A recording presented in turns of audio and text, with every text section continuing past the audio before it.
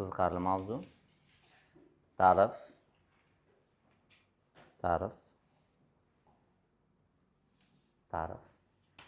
Piramidani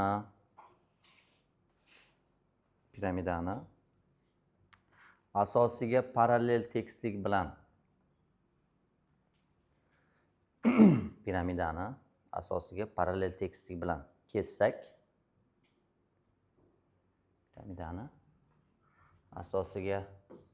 tekislik bilan kessak,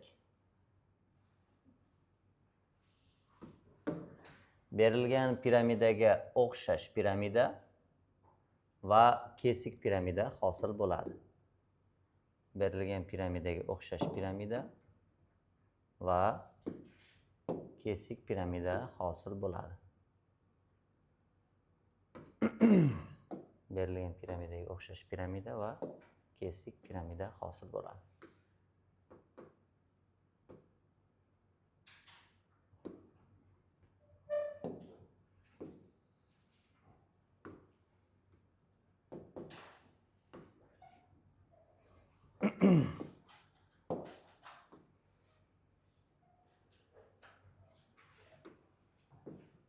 Mana deylikki piramida asosiga parallel tekislik bilan kesaylik.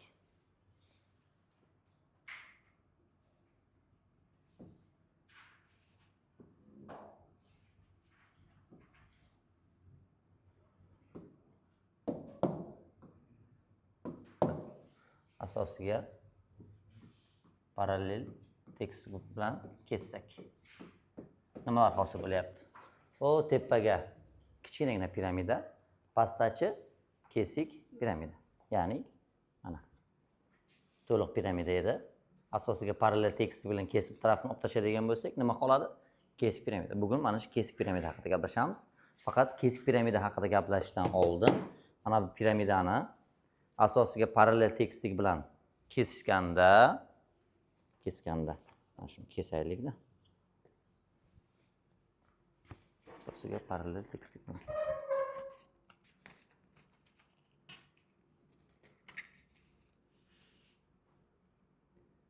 Shunaqasiga nima qilinyapti? Kesilyapti. Nimani sezyapsizlar? Katta piramida va mana bu kichkina piramidalar o'xshash. Xo'p, o'xshash bo'lsa, o'xshash shakllar kabi o'xshash jismlar uchun ham xossalar mavjud. Masalan, o'xshash jismlarni mos chiziqli o'lchovlari nisbati teng. Masalan, asosining tomoni AB bo'lsa, A ni B ga nisbati, balandliklari kichkina h, katta h. Apofemalari nisbati nima bo'lar ekan? Teng. Agar qirralari desak, mana x, y qirralari nisbati teng. Xullas, o'xshash jismlarni mos chiziqli o'lchovlari nisbati teng. Yozib qo'yinglar. Mos chiziqli o'lchovlari nisbati teng.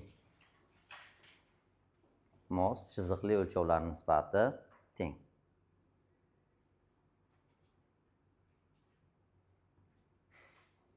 Keyingisi e'tibor berasizlar.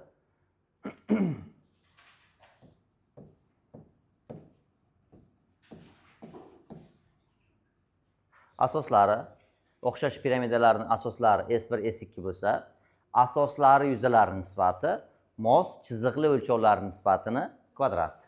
Ya'ni S1 taqsim S2 h taqsim katta h ni nimasi? Kvadrat yoki asoslari A taqsim B ni kvadrat yoki apofemalari kvadrat yoki qirralar kvadrat. Chiziqli o'lchov, mos chiziqli o'lchovlar kvadratlar. Demak, ikkinchisi. Asoslar yuzalari nisbati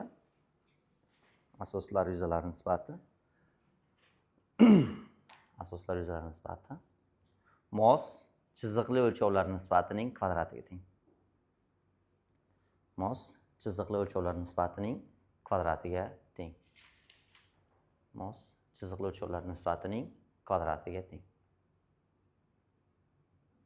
Mos chiziqli o'lchovlar nisbatining kvadratiga. Uchinchidan, hajmlar nisbati mos chiziqli o'lchovlar nisbatini kubiga teng. Uchinchidan, hajmlar nisbati mos chiziqli o'lchovlar nisbatini kubiga teng. Hajmlar nisbati mos chiziqli o'lchovlar nisbatining kubiga teng. Mos chiziqli o'lchovlari nisbatining kubiga teng. Mos chiziqli o'lchovlar nisbatining kubiga teng. Yana bitta formula keltira olaman shu yerda. Masalan, qanday? Kichkina h taqsim katta h ildizosti s1 taqsim s2. Bu yerda esa h taqsim katta h kub ildizosti hajmlar va 1 va 2 bo'lyapti. Bu ikkalasini tenglashtirib 6-darajaga oshiradigan bo'lsam, hajmlar nisbatini kvadrati yuzalar nisbatini kubiga teng bo'ladi. 4-chi bo'lyaptimi? 4-chi xossamiz. O'xshash piramidalarning asoslar yuzalari nisbatini kubi,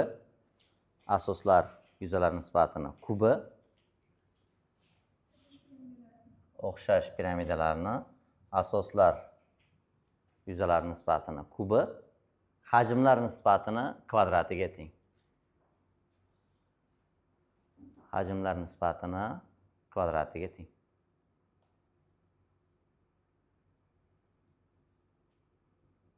Chiq. Kamola. Asoslar nisbatini kubiga, hajmlar nisbatini kubiga teng. Xo'p, mavzuning ikkinchi qismiga o'tamiz. Mavzuning ikkinchi qismi. Bu kesik piramidani hajmi. Kesik piramida olaylik.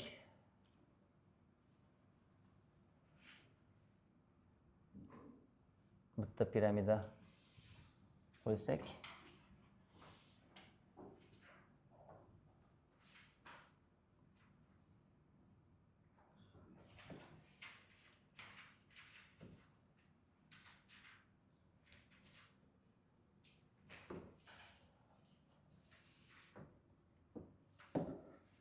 Shuni o'zidan foydalanib qo'ya qolay.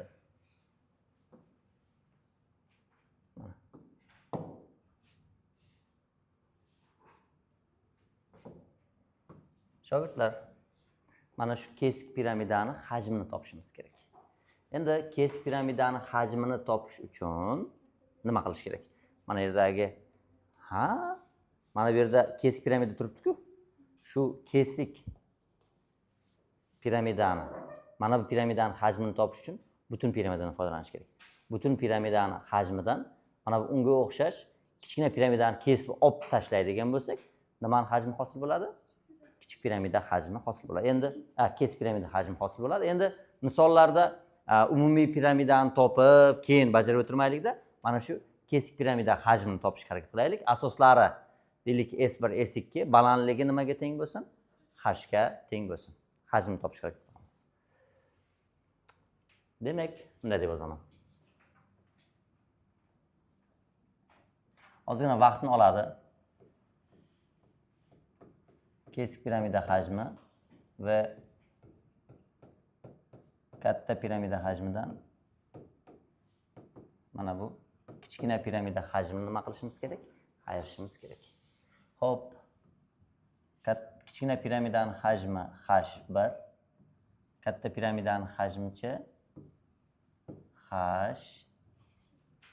Kesik piramidani H yoki bunday deyman. Mana bu kesik piramidani hajmini katta H. O'xshash piramidani hajmini kichkina H desak, shunda hajmi 1/3 S2 ko'paytirilgan H plusdan katta H bo'lyapti. Minus 1/3 S1 kichkina H. Bizda nimalar bor shogirdlar? Qaranglar, bizda kesik piramidani balandligi ustki asosini 100, ostki asosini 100. Faqat ortiqcha nima bo'lib turibdi? Kichkina h bo'lib turibdi.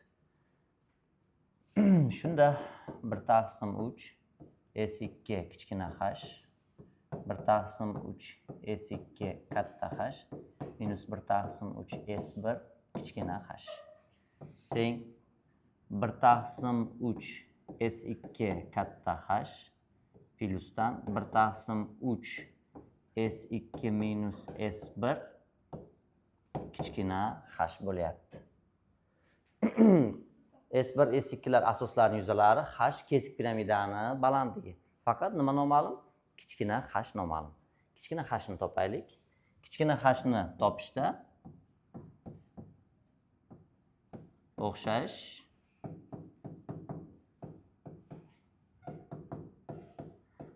piramidalardan foydalanaman. Ya'ni mana bu kichkina piramida bilan katta piramida o'xshash.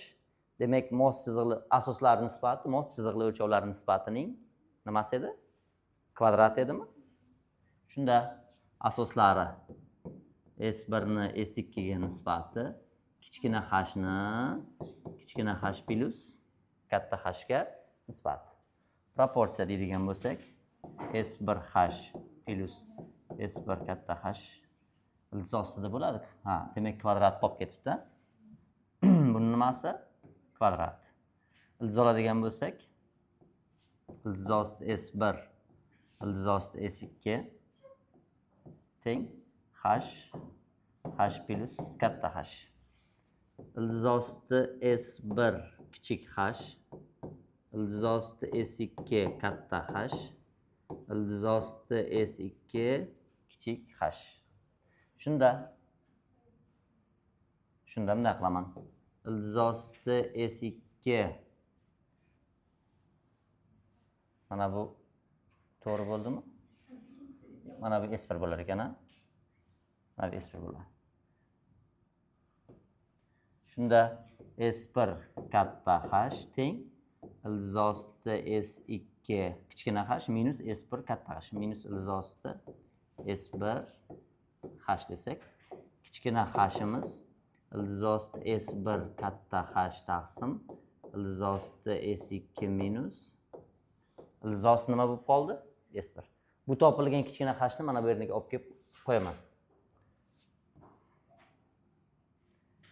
Teng 1/3 S2h plus 1/3 kvadratlar ayirmasiga ochib chiqsam, ildiz osti S2 ildiz osti S1 ildiz osti S2 plus ildiz osti S1 ko'paytirilgan ildiz osti S1 h taqsim ildiz osti S2 plus ildiz osti S1.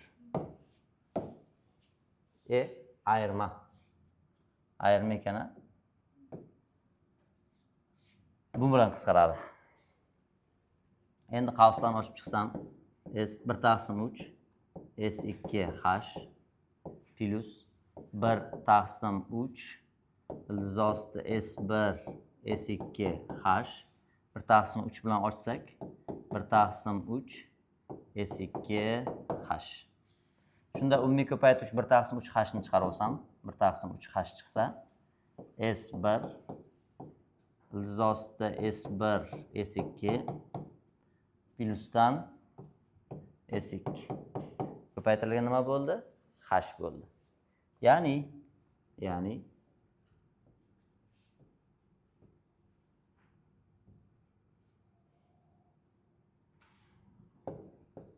kesik piramida asoslarining yuzalari S1 S2 balandligi nima bo'lsa, h bo'lsa, asoslar S1 S2 yuzalari balandligi h. Kesik piramida hajmi 1/3 S1 ildiz osti S1 S2 S2 ko'paytirilgan nima bo'lar ekan?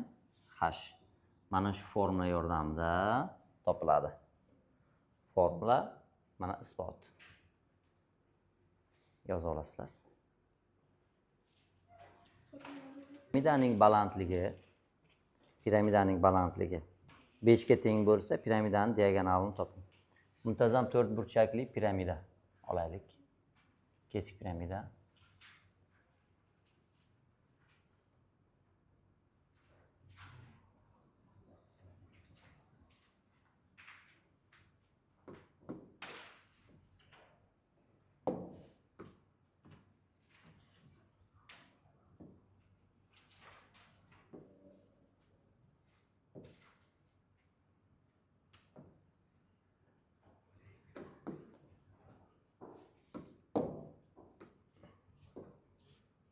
Asosan tomonlari mana 8, 12. Piramidaning balandligi 5 bo'lsa, piramidaning diagonalini toping. Xo'p, mana deylikki, muntazam to'rt burchakli kesik piramida. Muntazam to'rt burchakli kesik piramida. Kichkina tomoni 8, katta tomoni necha? 12. Piramidaning balandligi desam, mana bu kesma. Balandlik necha? 5. Piramidani diagonalini toping debdi. Demak, piramidani diagonali unda mana bu uchidan mana bu yergacha bo'lgan masofa. Xo'p, balandlik bor, diagonalni topishim kerak. Demak, mana bu yerdagi nima kerak bizga? O'rta chiziq kerak bo'ladi. Mana bu kesmani o'tkazaman. Asosiy diagonali. Ostki asosiy diagonali. Shu yerda nima hosil bo'lyapti? Trapetsiya hosil bo'lyaptimi? Keyin shu og'zakni topib boshlaylik. 8 bo'lsa bu necha? 8 ildiz 2. 12 bo'lsa bu necha? 12 ildiz 2. Balandlik. Balandlik ajratgan kesma uzunligi o'rta chiziqqa teng bo'ladi, teng yonli bo'lgani uchun. Bu necha? 8 ildiz 2, 12 ildiz 2, 20 ildiz 2. 2 ga bo'lsak 10 ildiz 2. Demak, 10 ildiz 2, balandligimiz 5. Pifagor teoremasidan foydalansak, nima kelib chiqadi mana bu yerdagi? Kesik piramidaning diagonali kelib chiqyapti. Tushunarli? Endi mana shu qilganlarimizni chizmada tasvirlaylik. Mana bu diagonal 8 bo'lganligi uchun 8 ildiz 2. Bu asosiy diagonal 12 bo'lgani uchun 12 ildiz 2. Xo'p, piramidaning diagonali piramidaning balandligi 5. Savol: piramidaning diagonali uzunligini toping debdi. Mana D. Teng so'roq. Xo'p, bu perpendikulyar. Bu yerda teng yonli trapetsiya bo'lyaptimi? Mana qirralar tengda. Teng yonli trapetsiya bo'lsa, asosiy tushirilgan balandlik ajratgan kesmalardan kattasi o'rta chizig'iga teng. 8 ildiz 2, 12 ildiz 2 qo'shsak 2 ga bo'lsak 10 ildiz 2. Bu yerda nima hosil bo'lyapti? To'g'ri burchak, burchak. Pifagor teoremasidan foydalansam diagonal kelib chiqadi. D kvadrat teng 5 ni kvadrati 12 ildiz 2 ni kvadrati. 10 ildiz 2 ni kvadrati. 25 plus 200. 225 bo'lsa diagonal necha ekan? 15. Mana ki. Piramida, kesik piramidaning diagonali nechaga teng ekan? 15 ga teng ekan. Savollar.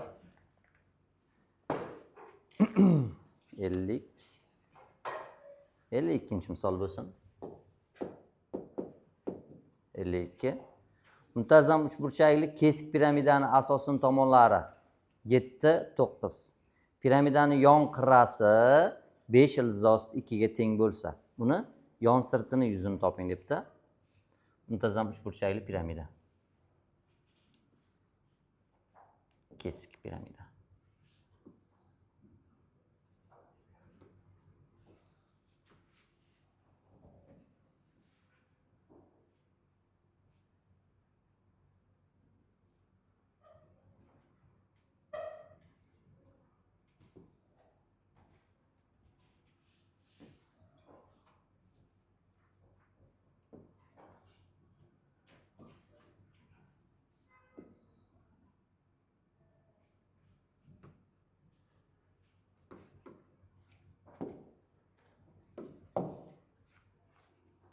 Muntazam uchburchakli kesik piramida. Asosiy tomonlari ustki asosi nechidan? 7 dan. Ostki asosi 9 dan bo'lyapti. Xo'p, agar piramidaning qirrasi 5 ildizosti 2 bo'lsa, yon sirti yuzini topish so'ralyapti. Yon sirti yuzi. Mana bunaqa yuzalardan nechta? 3 ta. S yon sirt. 3 ta nima? 9 7 5 ildizosti 2. 9 7 5 ildizosti 2. 9 7 5 ildizosti 2 ga teng bo'lgan nimalar? Trapetsiyalar. Xo'p. Demak, mana bunday bo'lyapti. Yon sirti. Alohida tasvirlab olsam yaxshi tushunasizlar. Asoslari 7 9 qirrasi 5 ildizosti 2. 5 ildizosti 2 ga teng bo'lgan trapetsiyalardan nechta? 3 ta. Xullas, yuzi 3 ko'paytirilgan trapetsiyaning yuzi asosi 7 9 taqsim 2. O'rta chizig'ini nimaga ko'paytmasi? Balandlikka ko'paytmasi. Balandlik o'tkazaman. Mana balandlik. Mana bu kesma uzunlik necha? 1. Pifagor teoremasidan mana buni h desak, 49 necha bo'lyapti balandlik? 7. Shunda ko'paytirilgan 7. 16 2 ga bo'lsak 8. 3 8 7. 21 168. Mana ki. Yon sirtini yuzi 168. Keyingi misolda deylik 56 dami S to'la sirtini toping degan mana shu shaklda. Xo'p, mana shu shaklni to'la sirti so'ralsa, nima qilish kerak? S to'la sirt, S yon sirt plus asos. Kichik asos, katta asos deyilgan. Chunki kesik piramidada ikkita asos bor-da. Yon sirti yuzini hisobladik-a? Qayta hisoblab o'tmayin. 168. Ustki asosining yuzi tomoni A bo'lsa, muntazam uchburchak A kvadrat ildizosh taqsim 4. Bu esa B kvadrat ildizosh taqsim 4. Teng 168 plus A ning o'rniga 49 ildizosh taqsim 4. B ning o'rniga 81 ildizosh taqsim 4. Teng 168 plusdan 50 130 ildizosh taqsim 4. Xo'p, 2 ga bo'lsak 65. Xullas, shuni qoldirsak ham bo'ladi. Bu nimasini topildi? To'la sirt. Yon sirti yuzini topib, ikkita asosiy yuzini qo'shib qo'ysalaring, to'la sirtiga keladi. 60-misol.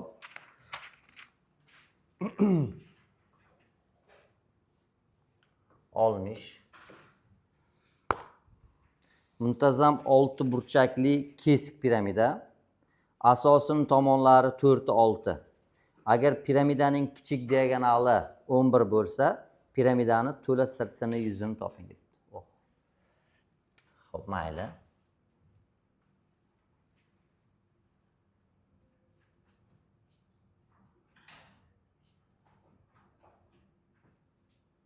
Muntazam 3 burchakli piramida. Muntazam 6 burchakli piramida demoqchi edim-a? Muntazam 6 burchakli piramida.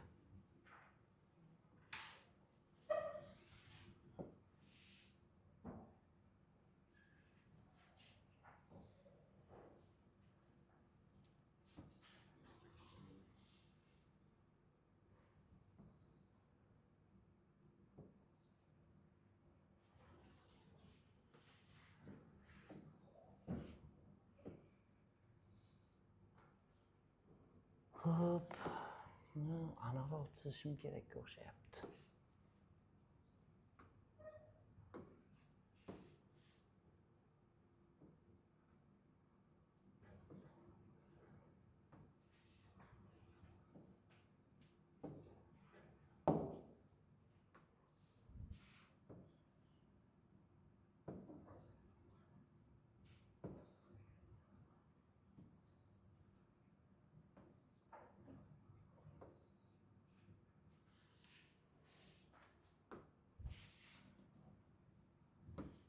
orqa tarafini soyalarini chizsam yaxshiroq ko'rinadi.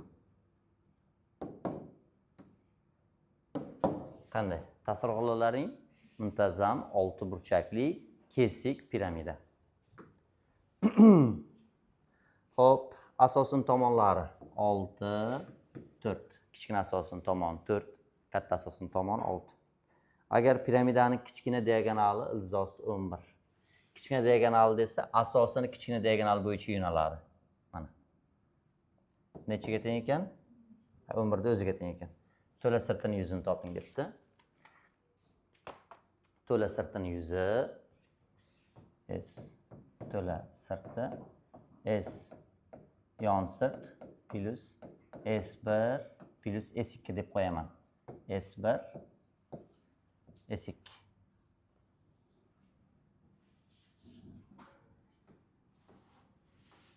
S1 S2. Kichkina asos, katta asos yuzalar. Endi hamma muammo bizda nima? Yon sirti yuzini topishdi. Yon sirtini yuzini topa olishim uchun menga qirra kerak. Piramidaning kichik diagonali berilgan, asosning kichkina tomoni, kichik diagonalimiz 11. Mana bu yon sirtidagi trapetsiyaning yuzini topib olsam edi, 6 ga ko'paytirsam, yon sirtining yuzi kelib chiqar edi. Demak, 6 ko'paytirilgan mana shu trapetsiyani olaman mana yerdan.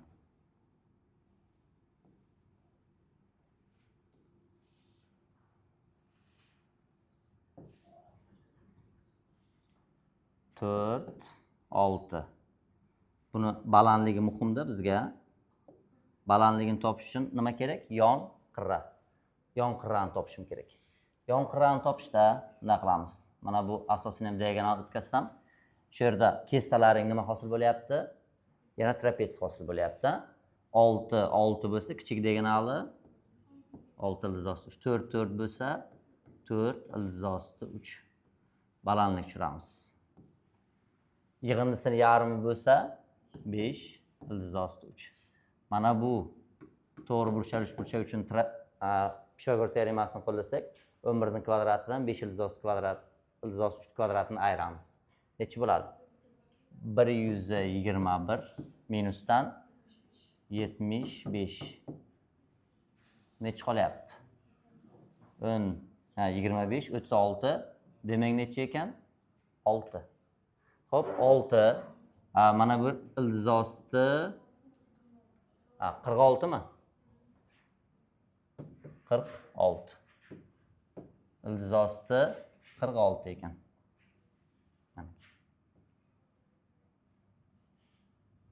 Kesik piramidaning balandligi ildizosi 46. Mana bu yeri 5 ildizosni 3. Demak, ildizosni 3. To'g'ri burchak Pifagorni qo'llasak, ildizosi 49 bo'lsa, 7. Qirrasi necha? 7. Mana bu qirrasi necha ekan? 7. Mana yon yog'idagi trapetsiyaning yuzini topishimiz uchun ayni mana shu qirra kerak edi. Qirrani topib oldim. 5 bu 1. Balandligimiz shundan necha bo'ladi? Ildizosi 48. 4 ildizosda 3. Demak, 6 ta trapetsiya asoslari 4, 6. 4, 6 taqsim 2 ko'paytirilgan. Balandligimiz 4 ildizosda 3. Plyusdan ustki asosi muntazam 6 burchak. 3 ildizosda 3 a kvadrat taqsim 2. Asosi boshqa 6 burchalik burchak. 3 ildizosda 3 b kvadrat taqsim 2 teng. Xo'p.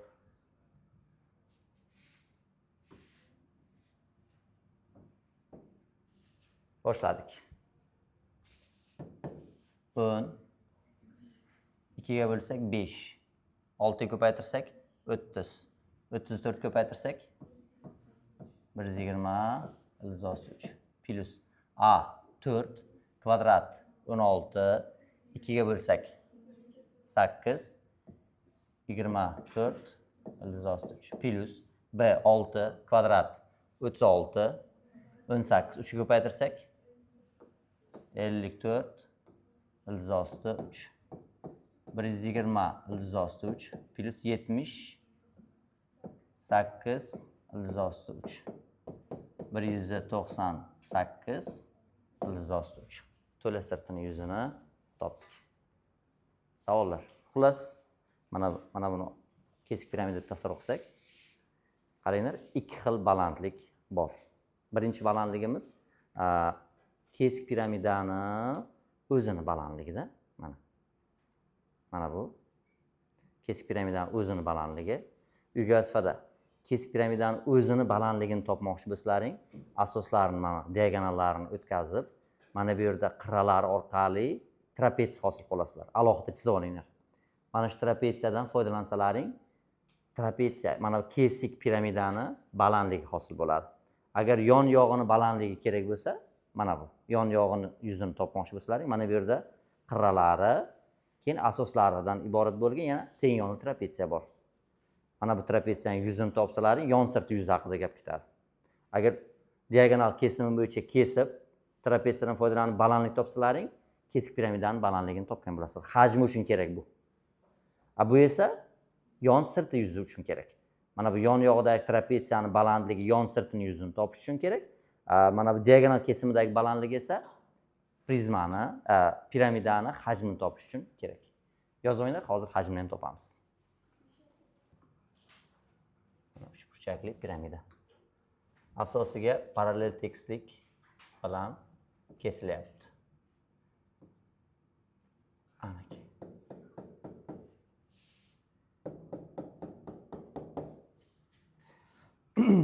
Xo'p. Agar kichik va katta piramida asoslarining yuzalari 9 va 16 kabi, demak, mana bu yuza 9s, bu yuza 16s. Hajmlari nisbatini toping debdi. Ya'ni o'xshash piramidalarning hajmlari nisbati. Hozir bir xossa keltirdik. Qanday xossa edi? Hajmlar nisbatini kvadrati o'xshash jismlar yuzalari nisbatini kubi edi. Shunga ko'ra hajmlar nisbati kvadrati teng yuzalar 9s taqsim 16s kubi qisqardi. Ildizosak hajmlar nisbati 3 taqsim 4 ni kubi 27 taqsim necha ekan? 64. Yuzalar nisbati 9 u 16 bo'lsa, hajmlar nisbati 27 yu nima bo'lar ekan? 64. O'xshash piramidalar uchun, umuman olganda o'xshash jismlar uchun o'rinli bu xossa, nafaqat piramida. Konus bo'lsa ham, silindr bo'lsa ham o'xshash desa bo'ldi. Keyingi misolimiz. Savollar? Oxirgi misol mavzudagi 68. 68. Muntazam to'rtburchakli kesik piramida asosining tomoni 4 u 10. Kesik piramidamiz bor edi. Muntazam to'rtburchakli kesik piramida. Asosining tomonlari 10, 4. Agar piramidani yon yog'ini diagonal ildizosti 39. Mana bu yon yog'ini diagonal ildizosti 139 bo'lsa, kesik piramida hajmini toping debdi. Kesik piramida hajmi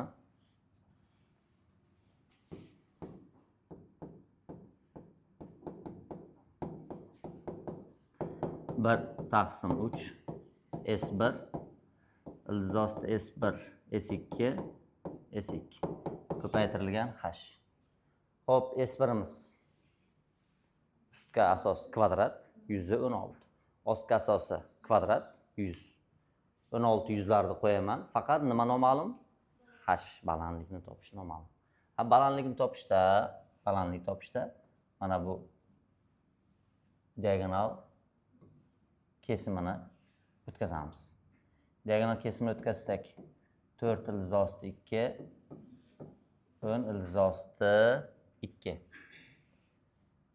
Xo'p, Mana balandlik tushiraman. 8 ildizosti 2 bo'ladimi? Nimaga? Ikkalasini qo'shib, 2 ga bo'lamiz. O'rta chizig'i 7 ildizosti 2. Mana bu h. Qolgani 3 ildizosti 2. Mana bu x bo'lyapti. X ni topishimiz kerak. X ni topishda mana bu trapetsiyaga e'tibor beramiz.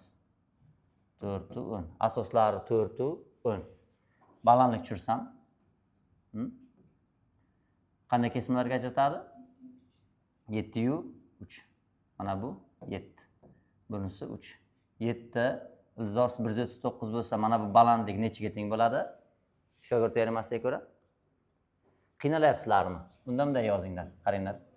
Yon sirti haqida gaplashadigan bo'lsak, yon sirti mana bunday teng yonli trapetsiya bo'lib turibdi. Asosi 10, ustki asos 4. Mana bu diagonali ildizosti 139, qirrasi mana bu qirrasi nima? X. Mana bu to'g'ri burchalish burchakda balandlik topish uchun qirra kerak-da. Qirrasini qanday topaman? Balandligini tushira olaman. Asosiga tushirilgan baland teng yon trapetsiyani ikki qismga ajratadi. Asoslar yig'indisini yarmi, asoslar ayirmasini yarmi. 14 7 3. Pifagor teoremasidan foydalansak, mana bu yerda ildizosti 39 dan 49 dan ayirsak, 3 ildizosti 10. Pifagor teoremasidan x topinglarchi. 3 ildizostidan 99. 3 ildizosti umuman olganda ildizosti nima deb turay? 99. Demak, mana bu qirra ildizosti nima ekan?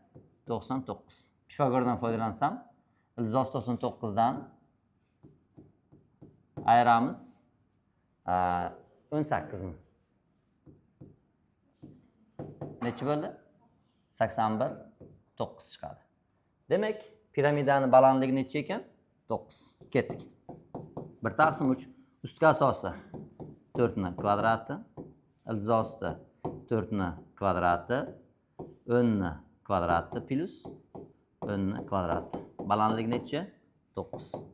1 taqsim 3 16 40 10. 100 bo'ladi ekancha. Bular ketdi. 3 156. 156 ko'paytirilgan 3. 450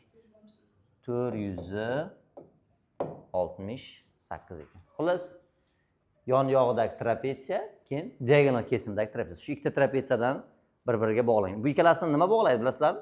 Yon yog'idagi trapetsiya bilan diagonal kesimdagi trapetsiyani yon qirra bog'laydi. Mana shu yon qirra orqali mana bu diagonal kesimidan yon sirtidagi trapetsiyaga chiqib ketishlaring mumkin. Shu yon qirra orqali yon sirtidagi trapetsiyadan diagonal kesimdagi trapetsiyaga o'tasizlar. O'zi diagonal kesimdagi trapetsiya nimaga kerak? Diagonal kesimdagi trapetsiya balandlikni topish uchun kerak. Bo'lmasa balandlik topa olmaymiz.